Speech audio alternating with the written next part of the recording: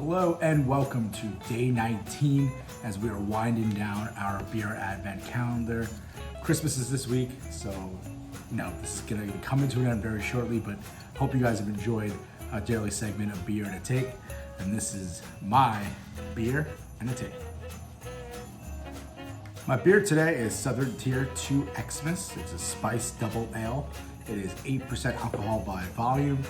A 2 Xmas spiced doubled ale is brewed with orange peels, ginger root, cardamom, cinnamon, fig paste, and cloves.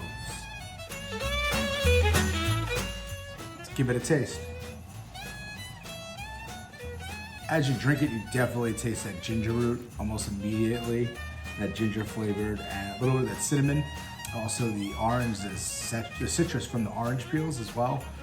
It's very good. It's definitely a Christmas feel to it with all the cinnamon and the ginger. Definitely gives the Christmas vibe. The take today is not so much a take, but what I'm going to call is the NFL Roundup, gearing us up for week 15 of the NFL, and for most of us, also our fantasy football playoffs. Before I get to some of the games, just want to talk about some of the off-the-field stuff that has occurred, starting with that annoying, incessantly douchey Jackson Mahomes. Yellow model kid, yellow. He got put into a body bag by a Kansas City bar due to the fact that he went on social media, badmouthed them, and their response to him was just perfect.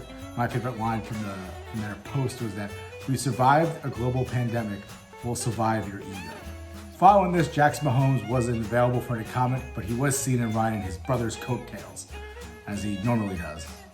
Big news in Jacksonville that Urban Meyer is finally out. Shad Khan finally fires Urban Meyer with the latest allegation against him, saying that he had kicked Josh Lambo. You, buddy, what's your name? Stan. Oh! Other issues that Urban Meyer has had was the, dancing with a woman who wasn't his wife, hiring and then firing a racist coach, bringing in Tim Tebow and then cutting Tim Tebow. Telling Gardner Minshew and Trevor Lawrence is an open competition for a quarterback, and then he trades Minshew. Then you have the benching of James Robinson, that inexplicably that occurred. Missing a plane home from a Cincinnati Bengals game to dance with a woman at the bar.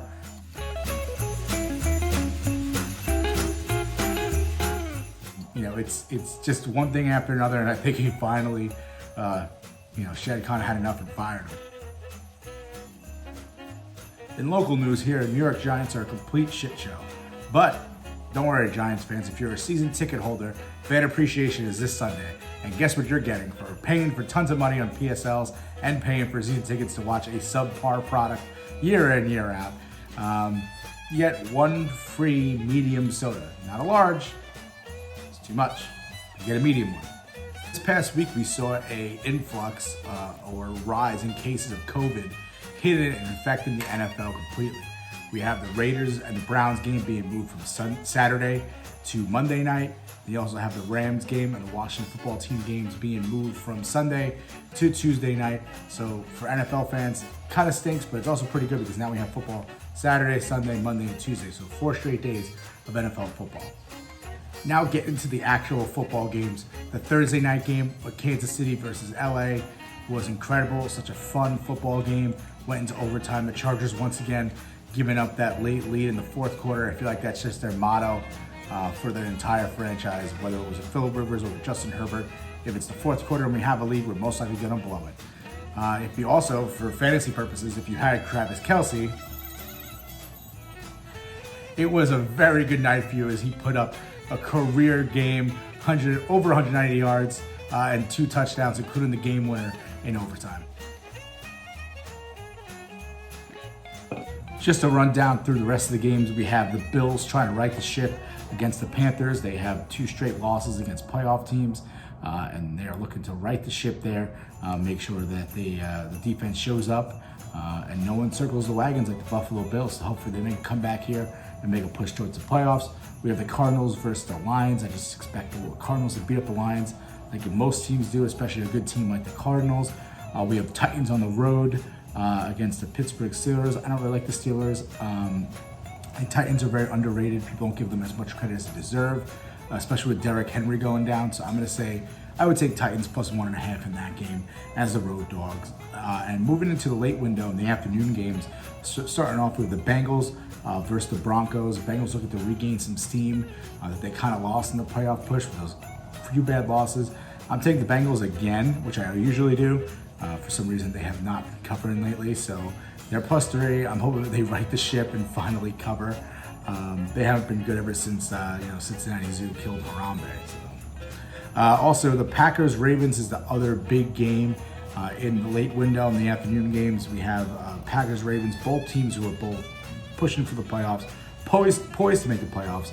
And right now, Jackson, his status is still in the air, so whether or not he's going to play is kind of questionable. And then lastly, Sunday Night Football is kind of a stinker. We have the Saints versus the Bucks. I'm not really looking forward to that game.